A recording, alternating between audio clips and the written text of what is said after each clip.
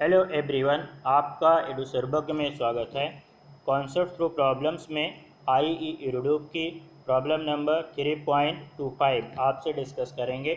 हमसे कह रहा है a ball of radius capital R carries a positive charge whose volume density depends only on a separation small r from the ball's centre rho equals to rho not with in bracket 1 minus small r by capital R where rho naught is a constant. Assuming the permittivities of the ball and the environment to be equal to unity, find part A the magnitude of the electric field strength as a function of the distance smaller both inside and outside the ball. Part B the maximum intensity Emax and the corresponding distance Rm. देखिए हमको जो है एक capital R radius की ball दिया गया है। ये ब्लैक कलर से हमने शो किया हुआ है इसको। ये हमारी बॉल है, ठीक है। इस बॉल पे पॉजिटिव चार्ज है, ठीक है। और जो बॉल पे वॉल्यूम चार्ज डेंसिटी रो है वो दी गई है हमारी rho not with in bracket 1 minus small r by capital R से। यहाँ पे रो नॉट क्या है, हमारा कांस्टेंट है, और ये जो स्मॉल आर है ये बॉल के सेंटर से डिस्टेंस है। मतलब जैसे जैसे हम बॉल के सेंटर से अलग अलग डिस्टेंस पर होंगे या अलग अलग रेडियस पर होंगे, हमारी जो वॉल्यूम चार्ज डेंसिटी है ये पर्टिकुलर डिस्टेंस के लिए, ठीक है, अलग होगी। तो इसका मतलब क्या है, जो बॉल में हमारा चार्ज का डिस्ट्रीब्यूशन है थ्रू आउट वॉल्यूम वो नॉन यूनिफॉर्म डिस्ट्रीब्यूशन है। ये हमारी प्रॉब्लम नॉन यूनिफॉर्म डिस्ट्रीब्यूशन की प्रॉब्लम है। क्लियर है। अब हमको देखिए, हमसे कह रहा है कि जो बॉल है और जो एनवायरनमेंट है उसकी जो परमिटिविटीज़ हैं उनकी वैल्यूज़ क्या है, 1 है। फिर कह रहा है आप फाइंड आउट कीजिए। क्या पार्ट ए में कह रहा है हमसे इलेक्ट्रिक फील्ड स्ट्रेंथ का आप मैग्नीट्यूड बताइए बॉल के सेंटर से, ठीक है, स्मॉल आर डिस्टेंस पर, इनसाइड एंड आउटसाइड। मतलब बॉल के सेंटर से स्मॉल आर डिस्टेंस पर, बॉल के इनसाइड और बॉल के आउटसाइड हमको इलेक्ट्रिक फील्ड कैलकुलेट करना है, ठीक है। पार्ट बी में कह रहा है आप मैक्सिमम इंटेंसिटी इमैक्स बताइए, ठीक है, और उसके करस्पॉन्डिंग सेंटर से डिस्टेंस भी बताइए कि किस डिस्टेंस पर हमारी इलेक्ट्रिक फील्ड मैक्सिमम होगी। क्लियर है। अब देखिए ये जो हमारी प्रॉब्लम है ये नॉन यूनिफॉर्म डिस्ट्रीब्यूशन की प्रॉब्लम है, ठीक है। और हमको क्या फाइंड आउट करना है, इलेक्ट्रिक फील्ड फाइंड आउट करना है, ठीक है। तो सबसे पहले हम बॉल के इनसाइड में फील्ड फाइंड आउट करेंगे। तो पार्ट ए प्रोसीड करते हैं हम। देखिए हम गॉस लॉ यूज करेंगे इसमें। तो गॉस लॉ में क्या करते हैं हम, हमें जो है जिस भी डिस्टेंस पर, ठीक है, फील्ड बतानी होगी। तो यहाँ पे देखिए ये बॉल हमारी क्या स्पेरिकल है, तो बॉल के सेंटर से स्मॉल आर डिस्टेंस पर, ठीक है, हम एक गॉसियन सरफेस जो है कंस्ट्रक्ट करेंगे। तो ठीक है ये बॉल हमारी स्पेरिकल है, ठीक है, तो हमारा गॉसियन सरफेस कैसा होगा, एक स्फीयर होगा। तो बॉल के सेंटर से स्मॉल आर रेडियस का हमने एक जो है गॉसियन स्फीयर कंस्ट्रक्ट किया हुआ है, ठीक है। अब हमें क्या करना है, इस गॉसियन स्फीयर के अंदर जो भी चार्ज इनक्लोज्ड होगा उसको कैलकुलेट करना पड़ेगा। क्यों? क्योंकि हमारा जो गॉस थ्योरम या गॉस लॉ होता है वो क्या बोलता है, close surface integration of vector E dot vector d s equals to q enclosed upon epsilon naught. तो गॉसियन सरफेस के अंदर जो भी चार्ज होगा, ठीक है, उसको एप्सिलॉन नॉट से अगर हम डिवाइड करते हैं तो हमको फ्लक्स मिलता है, ठीक है। और ई डॉट डी एस से हम अपनी इलेक्ट्रिक फील्ड कैलकुलेट कर लेंगे।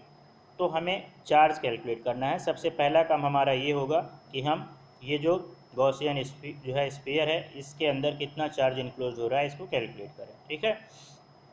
अब यहाँ पर देखिए हम ऐसा नहीं करेंगे कि ये जो चार्ज डेंसिटी दी गई है इसमें हम ये जो स्फीयर है हमने गॉसियन स्फीयर जो स्मॉल आर रेडियस का जो है कंस्ट्रक्ट किया है इसके वॉल्यूम से इसमें मल्टीप्लाई कर देंगे और चार्ज मिल जाएगा। ऐसा नहीं करेंगे। क्यों? क्योंकि ये नॉन यूनिफॉर्म डिस्ट्रीब्यूशन का केस है।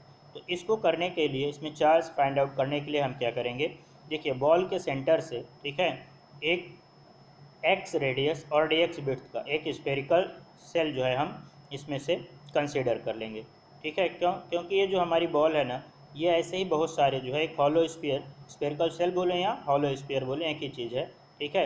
तो ऐसे जो है बहुत सारे हॉलो स्फीयर से मिलके बनी होगी। देखिए कंसेंट्रिक हॉलो स्फीयर से infinite number of concentric hollow sphere से मिलके हमारी बॉल बनी होगी। तो उसमें से हम कोई एक हॉलो स्फीयर रैंडमली चूज कर लिए जिसकी रेडियस हमने जूम किया एक्स है और विड्थ क्या है डी एक्स है, ठीक है। अब इस हॉलो स्फीयर में जितना वॉल्यूम कंटेन हुआ होगा, ठीक है, ये जो हमको जो है रेड स्ट्रिप टाइप से दिख रहा है, ठीक है, सर्कुलर, इसमें जो भी वॉल्यूम होगा इसका उसमें जितना चार्ज कंटेन होगा उसको कैलकुलेट कर लेंगे और फिर उसी को प्रॉपरली लिमिट के साथ हम इंटीग्रेट कर देंगे, तो हमको ये जो हमारा गॉसियन सरफेस है इसमें कितना चार्ज इंक्लूज है ये मालूम चल जाएगा। क्लियर। यहाँ पर देखिए ये जो हमारा जो है रेड जो है सर्कल टाइप का दिख रहा है, ठीक है। इसका अगर हम वॉल्यूम लिखना चाहें, ये क्या है हमारा एक्स रेडियस और डी एक्स विड्थ का एक स्फेरिकल सेल है, ठीक है। तो इसका वॉल्यूम अगर हम डी वी लिखें तो डी वी हमारा कितना हो जाएगा, डी वी हो जाएगा सरफेस एरिया, ठीक है। तो सरफेस एरिया किसकी कितनी हो जाएगी इसकी, x radius 4π x², surface area into width, तो डी वी हो जाएगा हमारा 4π x² इंटू डी एक्स, ठीक है। तो हमको जो है ये जो हमने रेड कलर से शो किया हुआ है स्फेरिकल सेल, इसका वॉल्यूम मालूम चल गया।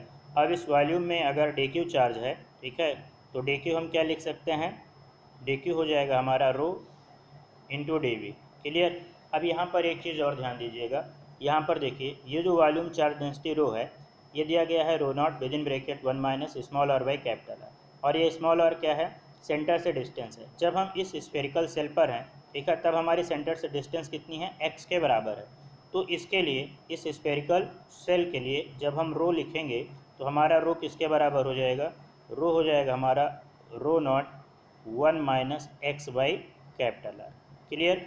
तो रो की ये वैल्यू सब्स्टिट्यूट करेंगे और हम डी क्यू कैलकुलेट कर लेंगे। तो डी क्यू हम लिख सकते हैं यहाँ पे हमारा डी क्यू हो जाएगा, d q equals to rho d v equals to rho naught 1 minus x by r into 4π x² d x. ये डी क्यू चार्ज इस स्फेरिकल सेल में कंटेन। क्लियर। अब ऐसे बहुत सारे स्फेरिकल सेल्स होंगी हमारी सेंटर से लेके इस गॉसियन सरफेस तक, ठीक है। तो टोटल हमको चार्ज जब कैलकुलेट करना होगा तो क्या करेंगे, इसी को इंटीग्रेट कर देंगे, और हमारी इंटीग्रेशन की लिमिट कहाँ से कहाँ तक होगी, देखिए जब हम सेंटर पर होंगे तो हमारा एक्स क्या होगा 0, और जब हम इस गॉसियन सरफेस पर या स्फीयर पर आ जाएंगे तो हमारा एक्स किसके बराबर हो जाएगा, इस गॉसियन स्फीयर के रेडियस के बराबर हो जाएगा। तो हमारी जो लिमिट होगी एक्स की वो 0 से लेके कहाँ तक, स्मॉल आर तक हो जाएगी। क्लियर। तो नेक्स्ट पेज पे अगर हम कैलकुलेट करते हैं, चलिए नेक्स्ट पेज पर ही आ जा रहे हैं। तो अगर हमको चाहिए क्या, टोटल चार्ज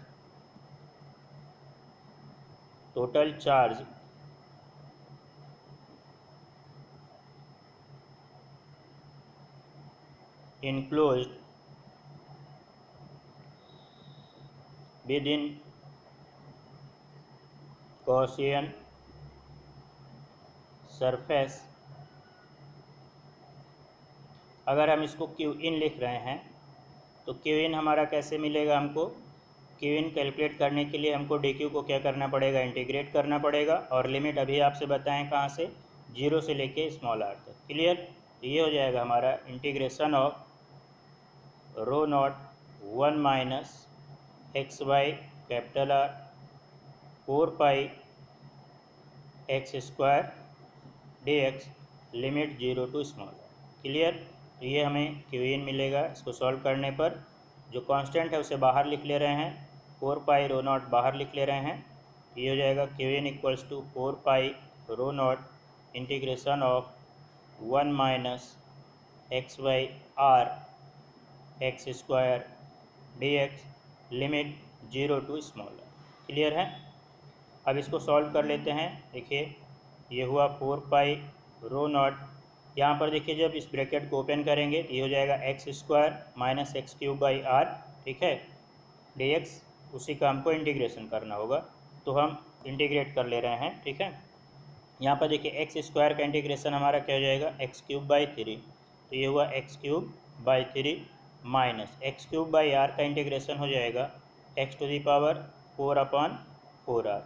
क्लियर है, स्क्वायर ब्रैकेट के अंदर, और लिमिट हमारा 0 टू स्मॉल आर। क्लियर। ये हमारा क्यू इन है। अब हम क्या करेंगे, लिमिट सब्स्टिट्यूट कर देंगे, तो क्यू इन हो जाएगा हमारा 4π रो नॉट अपर लिमिट, तो x की जगह पे स्मॉल आर, तो ये हो जाएगा r³ by 3 minus r⁴ by 4r। Clear. Lower limit जो है क्या है, x की जगह पे 0 करेंगे तो ये टर्म भी 0 हो जाएगा, ये टर्म भी 0 हो जाएगा, तो उसका कोई फ़र्क नहीं पड़ेगा। तो ये इतना चार्ज जो है इनक्लोज होगा। ठीक है, अगर हम चाहें यहाँ से तो आर स्क्वायर कॉमन भी ले सकते हैं, तो ये हो जाएगा 4 pi rho not are square. ठीक है, या फिर आर स्क्वायर हम 4 पाई के साथ ही लिख दे रहे हैं, तो 4 pi r square into rho not with in bracket r square common है, तो ये r/3 minus r square by 4r। इतना चार्ज जो है हमारा जो गॉसियन सरफेस हमने स्मॉल r रेडियस का कंसीडर किया था उसके अंदर इनक्लोज होगा। क्लियर है। अब हम गॉस लॉ यूज कर लेते हैं। क्या होता है, closed surface integration of vector E dot vector d s equals to q in upon epsilon naught. ठीक है, अब देखिए एक चीज़ यहाँ से, अगर हमारा जो है ये स्फीयर है, ठीक है, और इस स्फीयर पे सेंटर से, ठीक है, आर जो है डिस्टेंस पर या जो है इसके सरफेस पे हमको फील्ड कैलकुलेट करना हो और ये पॉजिटिव चार्ज अगर है, ठीक है, तो हमारी जो फील्ड होती है वो रेडियली आउटवर्ड होती है। ये हमारा फील्ड क्या होगा, रेडियली आउटवर्ड, ये वेक्टर ही होगा। ठीक है, यहाँ से ये सेंटर है हमारा, ये स्मॉल आर डिस्टेंस या इसकी रेडियस है। अब अगर हम इस पॉइंट पे देखें तो हमारा जो एरिया वेक्टर होगा, ठीक है, वो एरिया वेक्टर भी क्या होगा, नॉर्मल टू द सरफेस होता है। इसका मतलब क्या होगा, ये भी रेडियली आउटवर्ड होगा, तो इसी के डायरेक्शन में हमारा एरिया वेक्टर भी होगा। वेक्टर ई के डायरेक्शन में हमारा वेक्टर डी एस भी होगा। तो इस पेयर के लिए अगर हम vector E dot vector d S calculate करें तो ये क्या हो जाएगा, यहाँ पे देखो दोनों एक ही डायरेक्शन में हैं, तो इन दोनों के बीच एंगल कितना होगा, 0 डिग्री।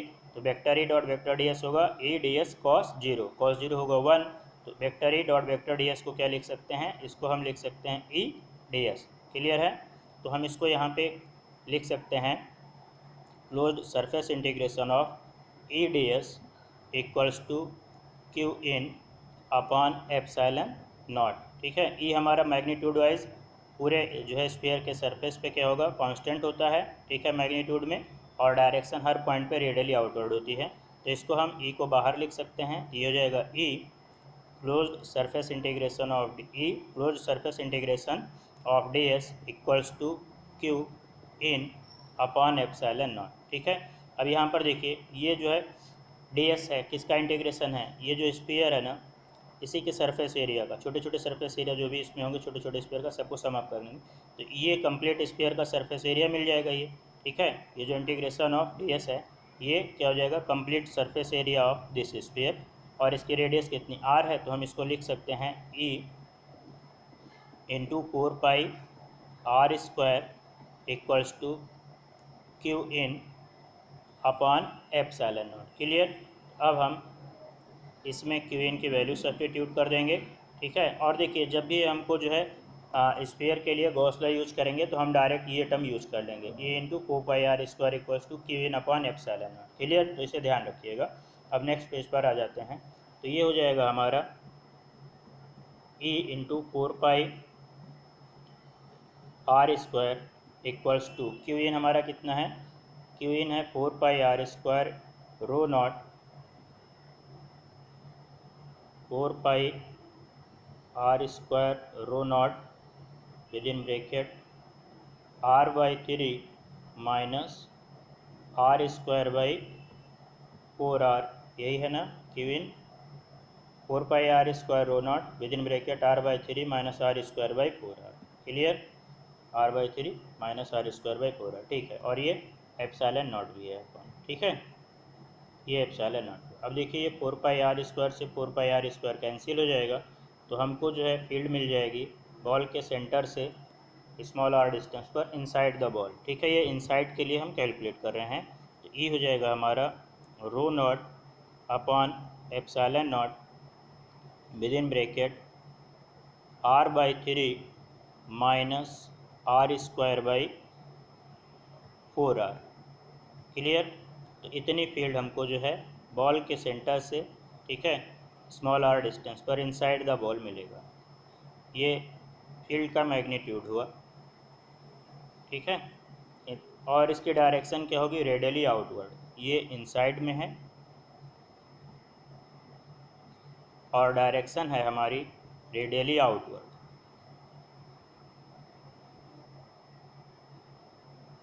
क्लियर। अब अगर हम सरफेस पे कैलकुलेट करना चाहें, at the surface of ball,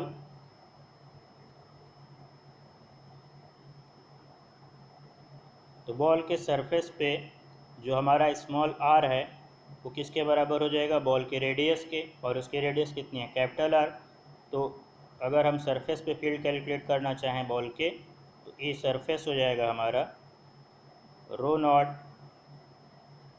upon epsilon not with in bracket capital R by 3 minus capital R square by 4r।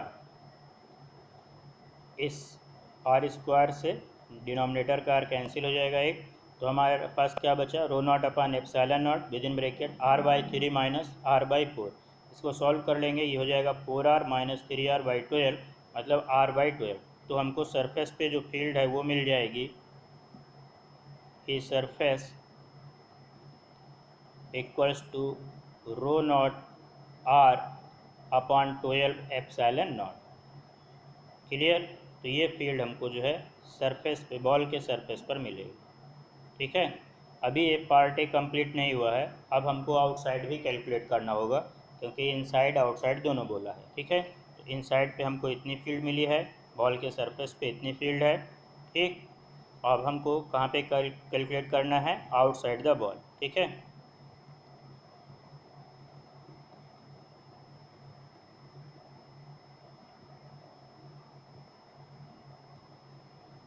देखिए, जब हम बॉल के आउटसाइड कैलकुलेट करेंगे ना, तो यहीं पर देख लेते हैं, दोबारा डायग्राम नहीं बनाएंगे हम।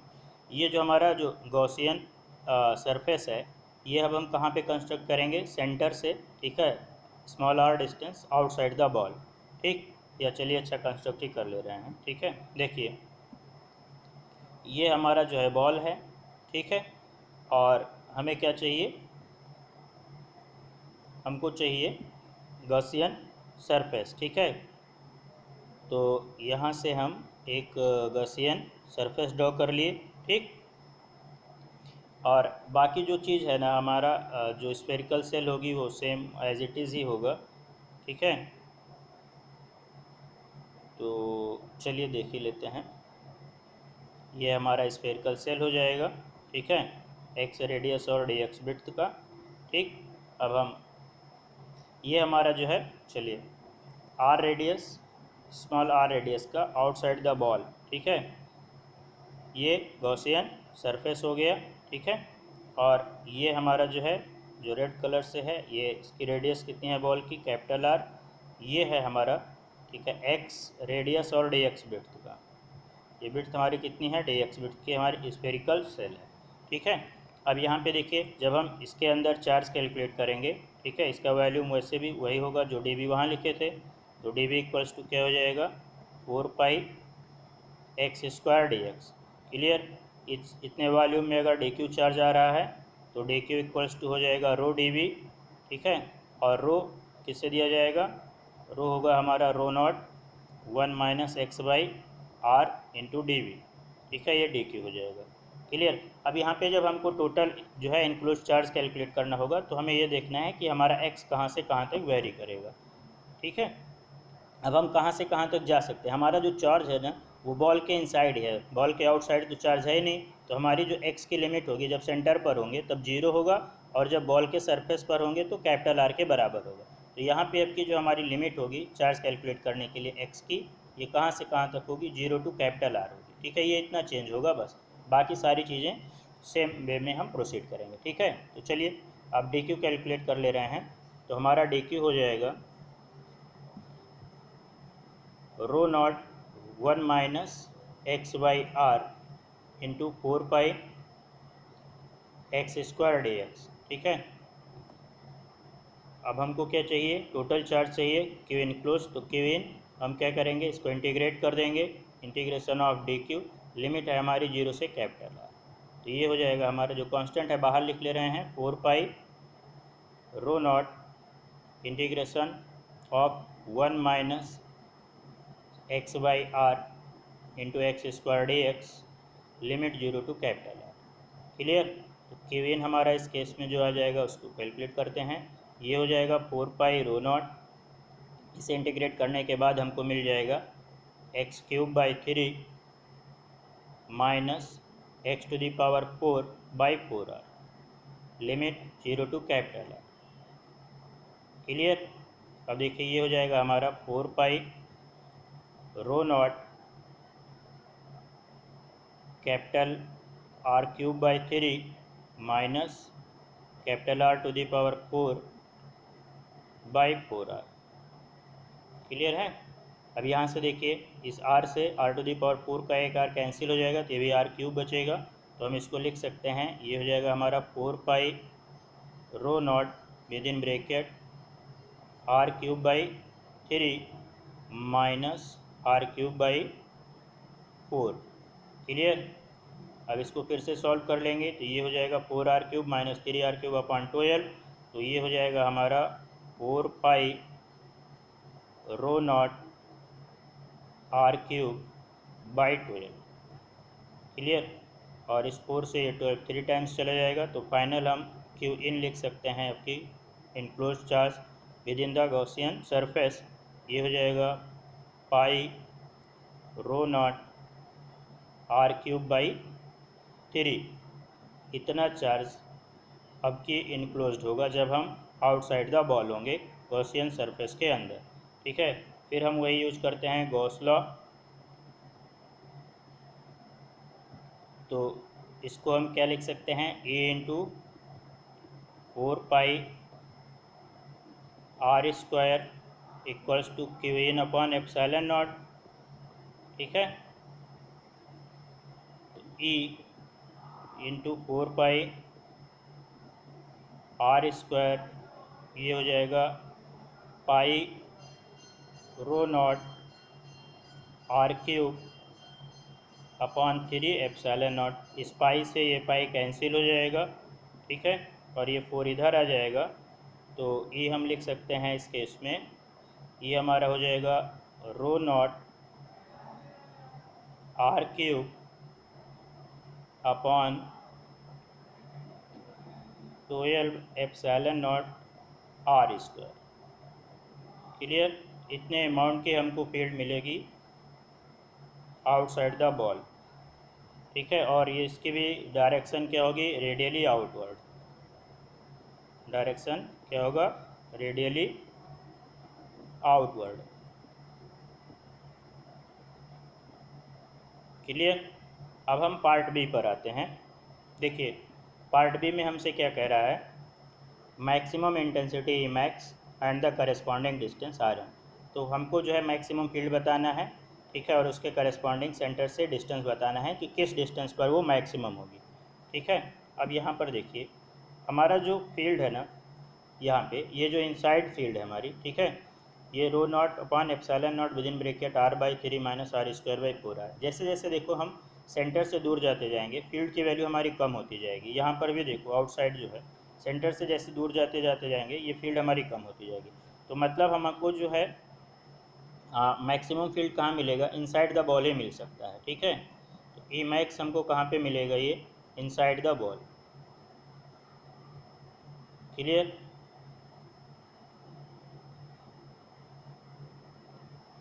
तो अब ए इनसाइड हमारा कितना है, ए इनसाइड, इसको लिख लेते हैं, ए इनसाइड है हमारा,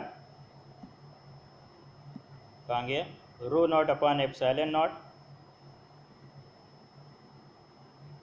rho not upon ε0 with in bracket R/3, शायद यही है, चेक कर लेते हैं, R/3 माइनस R²/4 है, R/3 माइनस R²/4 है। क्लियर। अब देखिए ये किस पे डिपेंड कर रहा है, ये स्मॉल r पे डिपेंड कर रहा है। ठीक है। तो इसको अगर हम डिफ्रेंशिएट करें मैक्सिमा मिनिमा के लिए r के टर्म्स में, ठीक है, स्मॉल r के टर्म्स में, तो इसको 0 होना चाहिए। तो for E to be maximum, और हम इसको केवल E इनसाइड को केवल E से डिनोट कर लेते हैं। ठीक है। For E to be maximum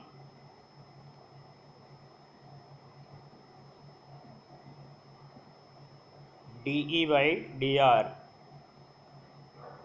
ये क्या होना चाहिए, 0 होना चाहिए। ठीक है। तो इसका मतलब क्या हो जाएगा, d/dr of rho not upon epsilon not with in bracket r/3 minus r² / 4r equals to 0। ठीक है, इसको डिफ्रेंशिएट करते हैं, ये कांस्टेंट है, ये बाहर आ जाएगा, तो ये rho not upon epsilon nought, r का आर के टर्म्स में डिफ्रेंशिएशन 1 हो जाएगा, तो ये होगा 1/3 माइनस r² का डिफ्रेंशिएशन आर के टर्म रिस्पेक्ट में 2r हो जाएगा, और ये 1/4r है, तो 1/4r into 2r equals to 0। Clear.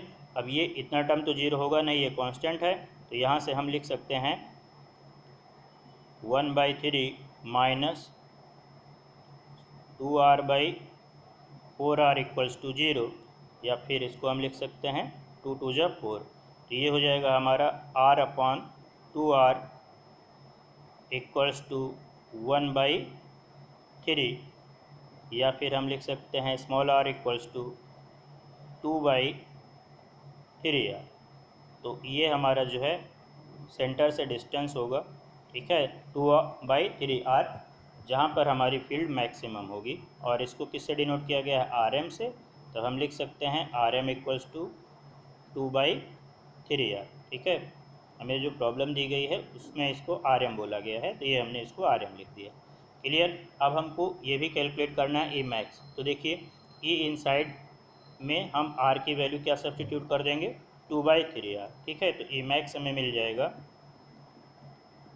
E max equals to rho not upon epsilon not with in bracket r/3, तो मतलब 1/3, और यहाँ पे r/3 है, तो स्मॉल r की वैल्यू क्या सब्सटीट्यूट करना है, 2/3r, तो into 2/3 capital R minus 1/4r into इसका स्क्वायर, r² है, स्मॉल r का स्क्वायर है, इसका मतलब है 4r²/9। ठीक है, इसका स्क्वायर करेंगे तो ये हो जाएगा 4²/9। क्लियर। अब यहाँ से देखिए ये हो जाएगा हमारा 2r/9।